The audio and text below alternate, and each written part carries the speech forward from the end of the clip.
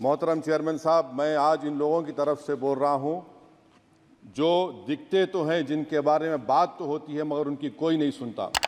मैं उनके बारे में बोल रहा हूं जिनके बारे में वज़ीर आज़म मोदी ने कहा था कि घुसपैठी है।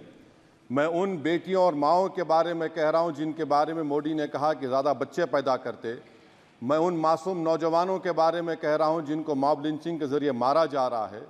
मैं उन बेज़ुबान माँ और बाप के बारे में बोल रहा हूं जिनकी औलाद आज इस हुकूमत के गलत कानून के चक्कर में जेलों में सड़ रहे हैं। सर, मैं दस्तूर जब इस ऐवान में बन रहा था, संविधान बन रहा था, तो उस वक्त अलहदा वोटर लिस्ट और इंतखाबी रिजर्वेशन की बात आई तो उस वक्त के हमारे फाउंडिंग फादर्स ने, हमारे बुजुर्गों ने, दोनों समुदाय के हिंदू और मुसलमानों ने फैसला किया कि हम इस पर राज़ी नहीं होंगे। बल्कि उन्होंने क्या कहा था हमारे फाउंडिंग फादर्स ने, उन्होंने मुखालिफत की थी अलहदा वोटर लिस्ट की और इंतखाबी रिजर्वेशन की। उन्होंने कहा था, I quote sir, it is the duty of majority community to ensure that minorities are elected in the representative numbers. BJP मुसलमानों की नफरत पर जीतती है और मुसलमानों के नाम निहाद मसीहा मुसलमानों के 90% ज़्यादा वोट हासिल करते हैं, मगर फिर भी इस ऐवान के दरवाजे नहीं खुलते मुसलमानों के लिए और सिर्फ 4% मुसलमान जीत कर आते हैं। सर, संविधान सिर्फ एक किताब नहीं है जिसे चूमा जाए, संविधान एक किताब नहीं है जिसे दिखाया जाए, संविधान एक सिंबल भी है, मगर संविधान एक हमारे बुजुर्गों के ख्वाबों की किताब है। हमारे जमहूरियत को हमारे बुजुर्गों ने इस तरह समझा, हमारे फाउंडिंग फादर्स ने इस तरह जमहूरियत को समझा कि इसमें हर समुदाय और मजहब और समाज के मानने वाले लोगों की राय को शामिल किया जाएगा इस मुल्क को चलाने के लिए। मगर इस ऐवान में सिर्फ 4% मुसलमान जीत कर आते हैं। मैं संविधान से जो मोहब्बत के दावे करते हैं उनसे कहूँगा कि कभी उठाकर पढ़ो कॉन्स्टिट्यूएंट असेंबली डिबेट्स में कि नेहरू ने, H.C. मुखर्जी ने, सरदार हुकुम सिंह ने माइनॉरिटीज़ के बारे में क्या कहा था।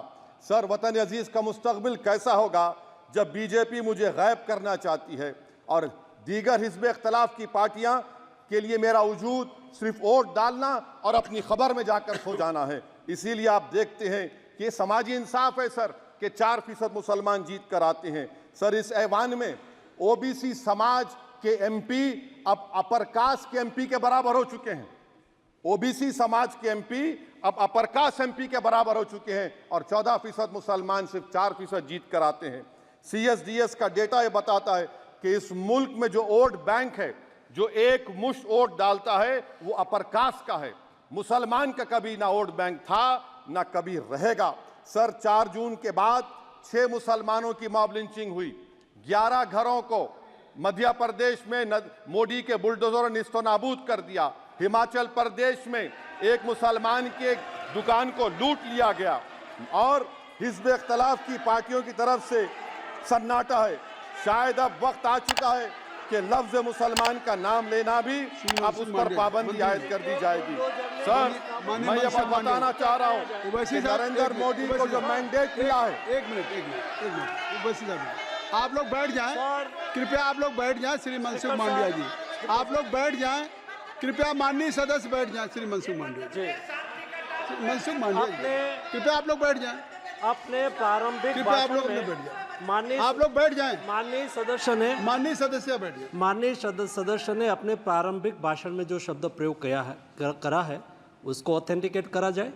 और अभी उन्होंने उल्लेख करा कि मोदी के बुलडोजर ने वहाँ मॉब लिंचिंग करा है, उसको भी ऑथेंटिकेट करा जाए। निश्चित तौर से इसको ठीक है। उवैसी साहब, जब भी कोई बात नहीं सर, आप चेयर पर बैठे हैं जी, इसलिए आप मंत्री जी को पेट में दर्द हुआ, माशाल्लाह, शुक्रिया उनका। नहीं, तो सर मैं ये बोल रहा था, जवाबदेही है अरे ये नहीं, मंत्री इससे बुरी बात क्या है? पेट में दर्द हो सकता है, वो दर्द ये सब ठीक। अच्छा, दर्द हुआ, चलिए दर्द हुआ, दिल का दर्द हुआ। सर, आज भारत के आधे नौजवान बेरोजगार हैं और रोजगार की तालाश, बेरोजगारी का आलम यह है सर कि मोदी सरकार के 5 साल में 75 लाख एस्पिरेंट्स की जिंदगी बर्बाद हो गई, 6 पेपर लीक हुआ।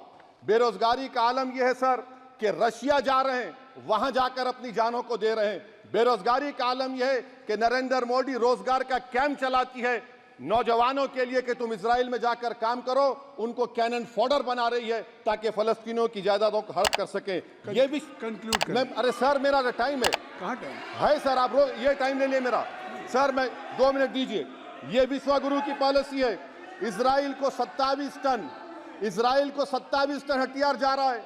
9 मिलियन भारत के लोग गल्फ में काम करते हैं, क्या असर पड़ेगा? 47,000 इजरायली फलस्तीनी मार चुके हैं। क्या है हमारी पॉलिसी सर? क्यों हथियार दे रहे हैं सर?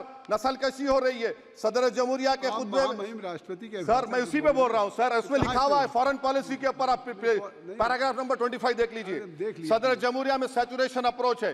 क्यों नहीं मोदी सरकार माइनॉरिटीज को फ्री स्कॉलरशिप को डिमांड करती है सर? उसको आपने बजट कम कर दिया सर। बनारस का बुनकर 18 महीने से मंडी का शिकार है, सूरत और बेंगलुरु जा रहा है सर। आखिरी बात कंक्लूड कर रहा हूं, आखिरी बात सर, पनून केस में निखिल गुप्ता, मोदी ने कहा था कि हम घर में घुसकर मारा, तो निखिल गुप्ता को किसने ऑर्डर दिया था पनून को मारने का? अगर नहीं दिया तो उसको बचाइए, और अगर दिया नहीं तो फिर उस पर पीएमएलए क्यों नहीं लगाकर? सर समाप्त करो। कमेटी बनाई आपने, उसका क्या हुआ? सर हम एससीओ को नहीं जा रहे।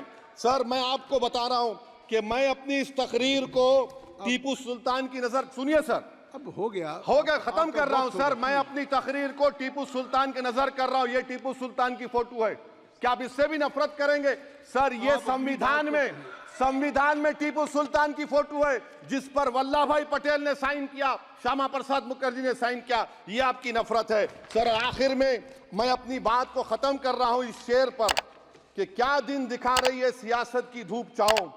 जो कल सपूत थे वो कपूतों में आ गए, थे इस कदर अजीम के पैरों में ताज थे, इतने हुए जलील के जूतों में आ गए। बहुत बहुत शुक्रिया सर।